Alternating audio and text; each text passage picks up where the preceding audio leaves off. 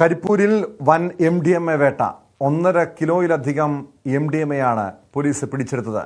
മട്ടാഞ്ചേരിയിലെ ലഹരി മരുന്ന് കേസിൽ പിടിയിലായ കരിപ്പൂർ സ്വദേശി ആഷിഖിന്റെ വീട്ടിൽ നിന്നാണ് MDMA പിടികൂടിയത്. ആഷിഖിനെ ഒമാനിൽ നിന്ന് എത്തിയ പാഴ്സലിൽ നിന്നാണ് വലിയ അളവിൽ MDMA കണ്ടെത്തിയത്. ഒമാനിൽ നിന്ന് ആരാണിത് അയച്ചതെന്നും ലഹരി മരുന്ന് കേസിൽ ഇപ്പോൾ റിമാൻഡിലുള്ള ആഷിഖിന്റെ പങ്ക് എത്രമാത്രമെന്നും അന്വേഷിച്ചു വരികയാണെന്ന് SP R വിശ്വനാഥ് അറിയിച്ചു. ഇന്ന് പുലർച്ചെയാണ് നമുക്ക് ഡിറ്റക്ഷൻ ആയിരിക്കുന്നത്. അറൗണ്ട് 1.6 കിലോഗ്രാം MDMA ആണ് നമുക്കിപ്പം സീഷർ കിട്ടിയിരിക്കുന്നത്.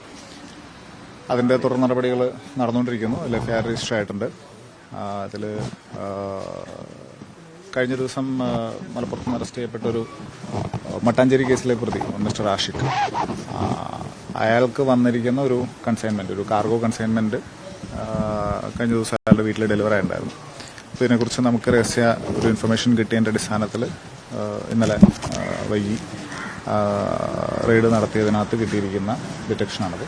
അതിൽ ഇപ്പോൾ ഇത്രയും ഒരു മേജർ ക്വാണ്ടിറ്റി തന്നെ കിട്ടിയിട്ടുണ്ട്. ആ കേസിനകത്തും അയാൾ അറസ്റ്റ് ചെയ്തിരിക്കുന്നത് സോഴ്സ് എന്നുള്ള രീതിയിലാണ്. ഈ പറയുന്ന വ്യക്തി ഒമാനിൽ വർക്ക് ചെയ്യുന്നു എന്നാണ് പറയുന്നത്. അത് വെരിഫൈ ചെയ്യേണ്ടതുണ്ട് എന്താണെന്നുള്ളത്.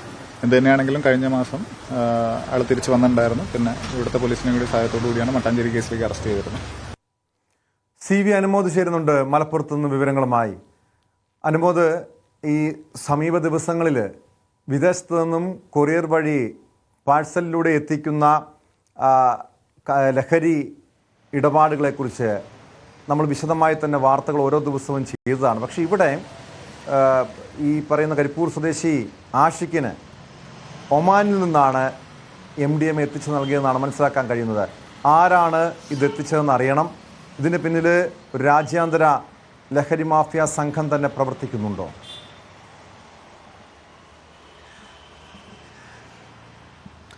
ടോം, ഇതുവരെ കേരളത്തിൽ കണ്ടതിൽ വെച്ച് ഏറ്റവും വലിയ ഒരു MDMA വേട്ടയാണ് കരിപ്പൂരിൽ ഇന്ന് നടന്നത്.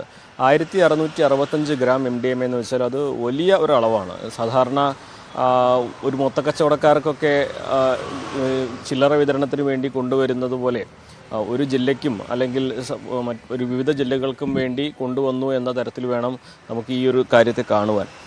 ഇതുമായി ബന്ധപ്പെട്ട് പോലീസിന് മുമ്പിൽ ഉള്ളത് ഇപ്പോൾ ആഷിഖ് മാത്രമാണ്. ആഷിഖിനെ 2 ദിവസം മുൻപ് മട്ടാഞ്ചേരിയിലെ മറ്റൊരു ലഹരി വിരുദ്ധ കേസിൽ പിടികൂടിയിട്ടുണ്ട്. അയാൾ റിമാൻഡിലാണ്. 2 കാര്യങ്ങളാണ് പ്രധാനമായിട്ടുള്ളത്. ആഷിഖ് ഒമാനിലെ ഒരു സൂപ്പർ മാർക്കറ്റിലായിരുന്നു ജോലി ചെയ്തിരുന്നത്. ഫെബ്രുവരി 20-ാം തീയതിയാണ് അയാൾ അവിടെ നിന്നും വന്നിട്ടുള്ളത്. അപ്പോൾ ആഷിഖ് അവിടെ നിന്നും പോരുന്നതിന് മുൻപ് ഇവിടുത്തെ അഡ്രസ്സിൽ അയച്ചതാണോ ഈ MDMA എന്ന ചോദ്യമാണ് ഒന്നാമതായി ഉയരുന്നത്. അതല്ലെങ്കിൽ ആഷിഖിന് അവിടെ നിന്നും മറ്റാരെങ്കിലും ആഷിഖ് നാട്ടിലെത്തിയതിന് ശേഷം ആഷിഖ് നൽകിയ അഡ്രസ്സിൽ അയച്ചതാണോ എന്നുള്ളതാണ്. ഈ 2 പ്രധാനപ്പെട്ട ചോദ്യങ്ങൾക്കാണ് ഉത്തരം കാണേണ്ടത്. അതുപോലെ തന്നെ ഈ സൂപ്പർ മാർക്കറ്റിലായിരുന്നു ഇയാൾ ജോലി ചെയ്തിരുന്നത് എന്ന സാഹചര്യത്തിൽ അവിടെ കൂടുതൽ ആളുകളുമായി ബന്ധപ്പെടാൻ കഴിയുന്ന ഒരു മേഖല. അപ്പോൾ അവിടെ ഒമാനിൽ ജോലി ചെയ്യുന്ന മറ്റ് രാജ്യക്കാർ അല്ലെങ്കിൽ ഇന്ത്യക്കാരല്ലാത്തവർ അവിടെ ഈ ഒരു ശൃംഖലയുടെ ഭാഗമായിട്ടുണ്ടോ എന്നുള്ളത് അറിയേണ്ടതുണ്ട്. ഇയാൾ ചെന്നൈ വഴിയാണ് ഈ കാർഗോ കൊണ്ടുവന്നിട്ടുള്ളത്. ചെന്നൈയിൽ നിന്നാണ് കരിപ്പൂരിലെ ഇയാളെ വീട്ടിലേക്ക് ഈ ഒരു കൊറിയർ അല്ലെങ്കിൽ ഈ ഒരു കൺസൈൻമെൻറ്റ് എത്തിയിരിക്കുന്നത്. അതിൽ തന്നെ 40-ലധികം പാക്കറ്റുകളിൽ 40-ലധികം വസ്തുക്കളിലായിട്ടായിരുന്നു ഇത് നിറച്ചിരുന്നത്. നമ്മൾ പോലീസ് സ്റ്റേഷനിൽ കണ്ടതാണ്. 40-ലധികം ചെറിയ പാക്കറ്റുകളായിട്ടാണ് അതിൻ്റെല്ലാം തന്നെ ശേഖരിച്ചത്. അത് ഓരോ വസ്തുക്കളിൽ നിന്നും ശേഖരിച്ചതാണ്. അപ്പോൾ അത്തരത്തിൽ കൃത്യമായ ആസൂത്രണത്തോടെയാണ് ഇത് ഇവിടെ എത്തിച്ചിട്ടുള്ളത്. ഇനി ഉയർന്ന ചോദ്യം, ഇത് ഈ ആഷിഖ് ഒറ്റയ്ക്കായിരുന്നോ? അതുപോലെ തന്നെ ആഷിഖിൻ്റെ നെറ്റ്വർക്കിൽ ഇയാൾ ഇടനിലക്കാരൻ മാത്രമാണോ അതോ പ്രധാന കണ്ണിയാണോ? ഇയാൾ മറ്റാർക്കൊക്കെ കൊടുക്കാൻ നിർദ്ദേശിച്ചിട്ടാണ് ഇത് വന്നിട്ടുള്ളത് തുടങ്ങി അതിൻ്റെ ഉത്ഭവം മുതൽ അല്ലെങ്കിൽ അത് എവിടെ നിന്ന് അയച്ചു എന്നത് മുതൽ ആരിലേക്ക് എത്തുന്നു എന്നതുവരേക്ക് നീളുന്ന ഒരു അന്വേഷണമാണ് പോലീസിൻ്റെ ഭാഗത്തു നിന്നും ഇപ്പോൾ ഇനി ഉണ്ടാവുക. അതിൽ ആഷിഖിൻ്റെ മൊഴി വളരെ പ്രധാനപ്പെട്ടതാണോ അനുമോദ്? കാരണം ഈ ആഷിഖ് നിലവിൽ റിമാൻഡിലാണ്, ജയിലിലാണ്. അതുകൊണ്ട് തന്നെ ഇയാളെ വിശദമായി ചോദ്യം ചെയ്താൽ മാത്രമേ ഈ കേസുമായി ബന്ധപ്പെട്ട് വിവരങ്ങൾ ലഭ്യമാവുകയുള്ളൂ. അനുമോദ് സൂചിപ്പിച്ചതുപോലെ കേരളത്തിൽ ഈ സമീപകാലത്ത് പിടിച്ച ഏറ്റവും വലിയ MDMA വേട്ടകളിൽ ഒന്നാണ്. ഏകദേശം 1.5 കിലോ MDMA എന്ന് പറഞ്ഞു കഴിഞ്ഞാൽ അത് വലിയൊരു അളവുണ്ട്. ഇത് ആർക്കൊക്കെ വേണ്ടിയാണ് എത്തിച്ചതെന്ന് സ്വാഭാവികമായും അറിയേണ്ടതുണ്ട്. ആഷിഖ് ചോദ്യം ചെയ്താലും സത്യം പറയാനുള്ള സാധ്യത കുറവാണ്. കാരണം ഇതുമായി ബന്ധപ്പെട്ട വിവരങ്ങൾ വെളിപ്പെടുത്താനുള്ള സാധ്യത കുറവാണ്. അങ്ങനെയെങ്കിൽ ഈ കേസിന്റെ അന്വേഷണം പോലീസിനെ സംബന്ധിച്ച് എത്രത്തോളം വെല്ലുവിളി നിറഞ്ഞതാണ്?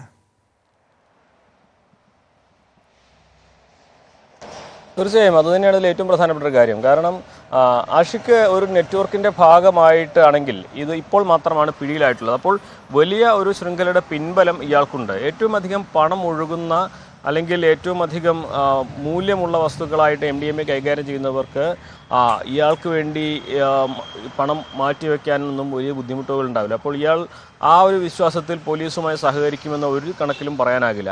ഇനി ചെയ്യാനാവുന്ന തെളിവുകൾ തേടി പോവുകയാണ്. അതായത് കൺസൈൻമെൻറ്റ് അയച്ച ഇടത്ത് പോയിട്ട് അത് എവിടെ നിന്ന് വന്നു എന്നുള്ള അന്വേഷണം വ്യാപിപ്പിക്കേണ്ടതുണ്ട്. പക്ഷെ അവിടെ പരിമിതിയുള്ളത് വിദേശത്താണ് ഇത് എന്നുള്ളതാണ്.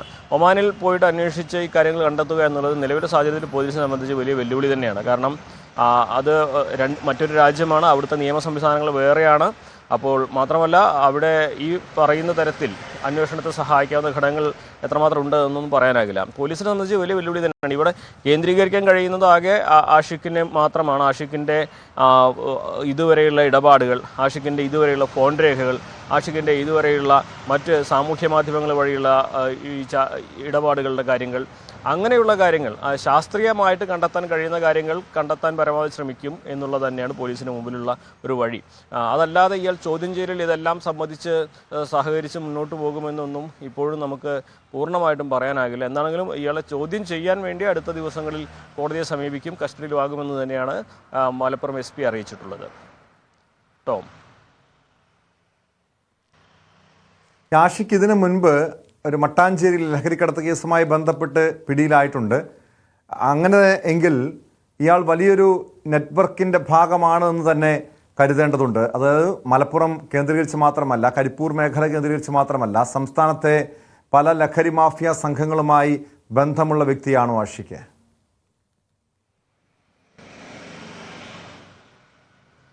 പോലീസിനെ സംബന്ധിച്ച് 2 ദിവസം മുൻപ് മാത്രമാണ് ആഷിഖിനെ അവരുടെ റഡാറിൽ ലഭിച്ചിട്ടുള്ളത്. അതായത് മട്ടാഞ്ചേരി കേസിൻ്റെ ഭാഗമായിട്ട് പിടികൂടിയപ്പോൾ. അതിന് തൊട്ടു പിന്നാലെ കേരളത്തിലെ തന്നെ ഏറ്റവും വലിയ MDMA വേട്ടയിലെ മുഖ്യ കണ്ണിയായിട്ട് ഇയാൾ മാറുന്നു. അതിനപ്പുറം ആഷിഖിനെ പോലീസിന് അറിയില്ല. കാരണം ഇയാൾക്ക് ഇതിനു മുമ്പ് ലഹരി കേസുകളിൽ പ്രതിയായിട്ടുണ്ടോ, മറ്റേതെങ്കിലും കേസിൽ പ്രതിയായിട്ടുണ്ടോ എന്നുള്ള കാര്യങ്ങളൊക്കെ പോലീസിൻ്റെ കയ്യിൽ ഇപ്പോഴും അവ്യക്തമായ വിവരങ്ങളാണുള്ളത്. മാത്രമല്ല ഇയാൾ കുറേ കാലമായിട്ട് ഒമാനിൽ തന്നെയായിരുന്നു എന്നാണ് അറിയാനും കഴിയുന്നത്. അപ്പോൾ പോലീസിനെ സംബന്ധിച്ച് ഈ 2 ദിവസങ്ങളിൽ ലഭിച്ച വിവരങ്ങൾ മാത്രമാണ് ഇപ്പോൾ കയ്യിലുള്ളത്. ഇനി അങ്ങോട്ട് വേണം ഈ അന്വേഷണം തുടങ്ങുവാൻ. അത് അത്യന്തം ദുഷ്കരമാണ് എന്നുള്ളതിൻ്റെ പ്രധാനപ്പെട്ട കാരണം ഈ ലഹരി മാഫിയയുടെ മുഖ്യ കണ്ണികൾ മുഴുവൻ വിദേശത്ത് കേന്ദ്രീകരിച്ച് തന്നെയാണ് എന്നുള്ളതാണ്. അപ്പോൾ പോലീസ് ആഷിഖിനെ തന്നെ കേന്ദ്രീകരിച്ചുകൊണ്ടാണ് പോലീസിന് അന്വേഷണം പുരോഗമിക്കുന്നത്.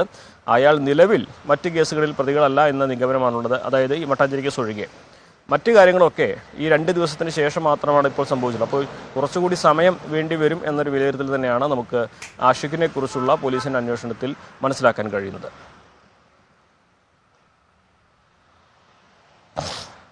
വ്യക്തമാണ്. CV അനുമോദാണ് വിവരങ്ങൾ നൽകിയത്. കരിപ്പൂരിൽ 1.5 കിലോയോളം കഞ്ചാവ് MDMA പിടികൂടിയ കേസുമായി ബന്ധപ്പെട്ടാണ് അന്വേഷണം വിദേശ രാജ്യങ്ങളിലേക്കും വ്യാപിപ്പിച്ചിരിക്കുന്നത്.